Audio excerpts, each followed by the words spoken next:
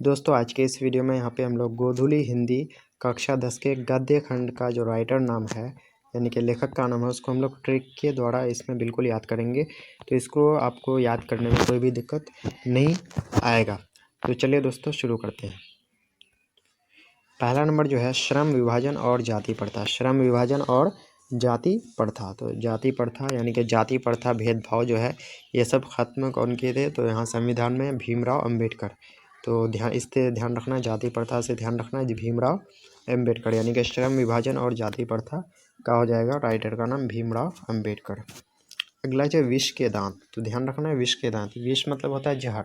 अगर जहर का दांत है तो हमें आलोचना तो झेलना पड़ेगा ना, तो जहर का दांत है तो आलोचना झेलना पड़ेगा। तो आलोचना आएगा इसमें नलिन विलोचन शर्मा में, विलोचन में आलोचना, यानी कि विष के दांत का कौन हो जाएगा? नलिन विलोचन शर्मा। तो इस तरह से आप आसानी से सही आंसर तक पहुंच पाएंगे। अगला भारत से हम क्या सीखे हैं? तो सीखें से ध्यान में रखना शाख। शाख मीन्स क्या होता है? टहनी। क्या होता है? टहनी। तो सीखे से शाख ध्यान में रखना है और टहनी शाख। शाख तभी अच्छे ढंग से रह पाएगा जब उसका मूल बढ़िया हो। क्या हो? मूल, यानी कि जड़ उसका अगर अच्छा हो तो ही शाख टिक पाएगा। यानी कि भारत से हम क्या सीखेंगे? क्या हो जाएगा? मूल, यानी कि मैक्स मूलर हो जाएगा। चलिए अगला देख लेते हैं। अगला नाखून क्यों बढ़ते हैं? नाखून क्यों बढ़ते हैं? तो नाखून जो बढ़ते हैं, तो नाखून हम लोग देखते हैं जो नाखून बार बार बढ़ जाते हैं, यानी कि बार बार हम लोग काटते हैं फिर बढ़ जाते हैं, यानी कि नाखून 1000 बार बढ़ जाते हैं।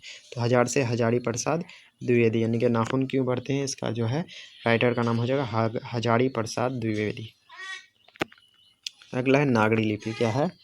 नागरी लिपि। क्या है? नागरी लिपि। तो नागरी लिपि तो हम लोगों को गुणा करना है, ध्यान रखना है, इस मूल को नहीं लेना है, हम लोगों को गुणा करना है। क्या करना है? गुणा करना है। किस लिपि में गुणा करना है? तो नागरी लिपि में। किस में? नागरी लिपि में गुणा करना है। किस लिपि में गुणा करना है? तो नागरी लिपि में। ध्यान रखना है, नागरी लिपि में हमें गुणा करना है, यानी कि नागरी लिपि का क्या हो जाएगा? गुणा कर मूल्य। ध्यान रखना है इसको। अगला देख लेते हैं छठा नंबर। छठा नंबर में है बहादुर। क्या है? तो बहादुर, जो भी बहादुर होते हैं वो क्या होते हैं? अमर होते हैं ना। बहादुर जो भी होते हैं वो क्या होते हैं? अमर होते हैं। बहादुर जो भी होते हैं वो क्या होते हैं? अमर होते हैं, यानी कि बहादुर से क्या हो जाएगा? अमरकांत। क्या हो जाएगा? अमरकांत। ध्यान रखेंगे आप इसको। तो अमर बहादुर का क्या हो जाएगा? अमरकांत हो जाएगा। तो बहादुर क्या होता है? अमर होता है। इस तरह से आप याद रख सकते हैं। अगला है परंपरा का मूल्यांकन। परंपरा का मूल्यांकन। तो परंपरा का मूल्यांकन कौन लिखे हैं? तो परंपरा, जैसे हमारी परंपरा में विलास का कोई जगह नहीं है। विलास मतलब विलासिता, यानी कि अय्याशी का कोई भी जगह नहीं है। तो परंपरा का मूल्यांकन, तो परंपरा से ध्यान में आना चाहिए विलास। विलास मतलब विलासिता, अय्याशी। तो परंपरा का मूल्यांकन मतलब रामविलास शर्मा। तो यहाँ पे किसी को भी आहत करने का मेरा कोई भी मकसद नहीं है, सिर्फ आप लोगों को अच्छी तरह से ये याद हो जाए, यही हमारा जो है पर्पस है। तो परंपरा का मूल्यांकन का कौन हो जाएगा? रामविलास शर्मा हो जाएगा। अगला देख लेते हैं। अगला जो है जित जित मैं निरखत हूँ। जित जित मैं निरखत हूँ, यानी कि यहाँ पे खत लिखना है। क्या लिखना है? खत लिखना है। किसको खत लिखना है?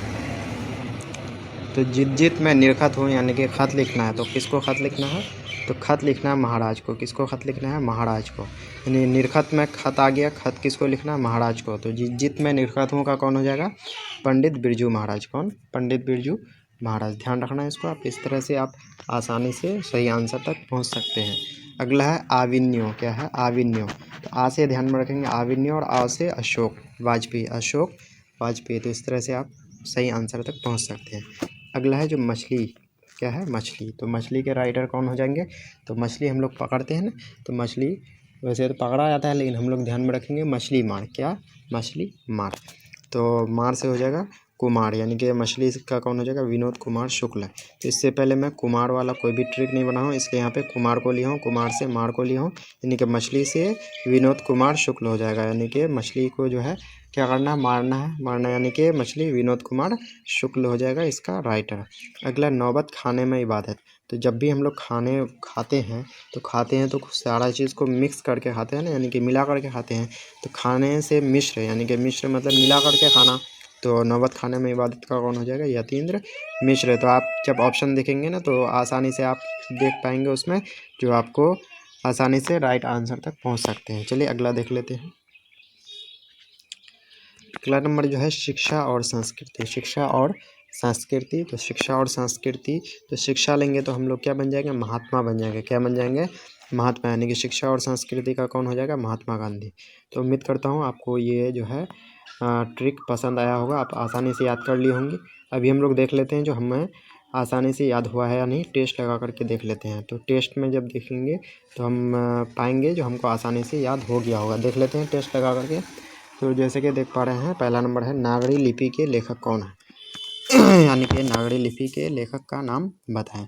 तो नागरी लिपि से हम लोग क्या रखे थे, जो हम लोगों को गुना करना है, क्या करना है, गुना करना है। किस लिपि में, नागरी लिपि में, यानी कि गुना करना है। तो अमरकांत में गुना नहीं आ रहा है, गुना कर मूल्य में आ रहा है ना गुना, यानी कि ऑप्शन नंबर बी इसका राइट आंसर होगा। यानी कि गुना करना है किसमें, नागरी लिपि में। चलिए अगला सवाल देख लेते हैं, अगला क्वेश्चन। अगला क्वेश्चन है बहादुर के रचनाकार कौन है। बहादुर के रचनाकार कौन है। तो बहादुर यानी बहादुर जो भी होते हैं वो क्या होते हैं, अमर होते हैं। तो अमर किस में आ रहा है, विनोद कुमार में नहीं आ रहा है, महात्मा गांधी में भी नहीं आ रहा है, अमरकांत यानी कि ऑप्शन नंबर सी में आ रहा है, यानी कि option number C right answer होगा। तो आप यहाँ पे आसानी से आपके माइंड में क्लिक हो जाएगा, तो आप आसानी से राइट आंसर तक पहुँच सकते हैं। तीसरा नंबर क्वेश्चन देख लेते हैं। तीसरा नंबर क्वेश्चन जो कह रहा है वो है भारत से हम क्या सीखें के रचनाकार कौन है। भारत से हम क्या सीखें के रचनाकार कौन है। तो भारत से हम क्या सीखें, तो सीखें से याद रखे थे शाख। शाख जो है किसका होता है, यानी कि पेड़ का शाख होता है। शाख अगर मजबूत होना है तो उसके लिए क्या होना पड़ेगा, मूल मजबूत होना पड़ेगा। तो यहाँ गुना कर मूल्य से तो नागरी लिपि हो गया था, पंडित बिरजू महाराज नहीं होगा, विनोद कुमार शुक्ल नहीं होगा, यहाँ पे मूल आ रहा है ना, यानी कि Max Muller, option number D right answer होगा। अगला जो है क्वेश्चन वह है निम्न में पंडित बिरजू महाराज की रचना कौन सी है। तो हम लोग पंडित बिरजू महाराज के महाराज को हम लोग लिए थे, महाराज वर्ड को, और महाराज को क्या करना था, खत लिखना था। तो खत मछली में आ रहा है क्या, नौबत खाने में इबादत नहीं आ रहा है, जित जित में निरखत हो, यहाँ पे खत आ रहा है ना, यानी कि option number C right answer होगा। चलिए अगला क्वेश्चन देख लेते हैं। अगला है विष के दांत। विष के दांत के रचनाकार कौन है। तो विष के दांत अगर रहेगा तो हमें आलोचना झेलना पड़ेगा। क्या झेलना पड़ेगा, आलोचना, यानी कि आलोचना कहाँ पे आ रहा है, भीमराव अम्बेडकर में नहीं आ रहा है। नलिन विलोचन, तो विलोचन आ रहा है ना, यानी कि आलोचना टाइप का आ रहा है, बी नंबर यानी कि राइट आंसर होगा, option number B right answer होगा।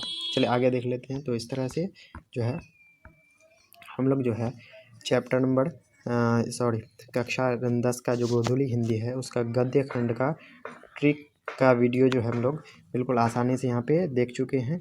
आपको आसानी से ये याद भी हो गया होगा। आप क्वेश्चन आंसर टेस्ट लगाया हो तो सारा मेरे ख्याल से जो है सारा सही हो गया होगा।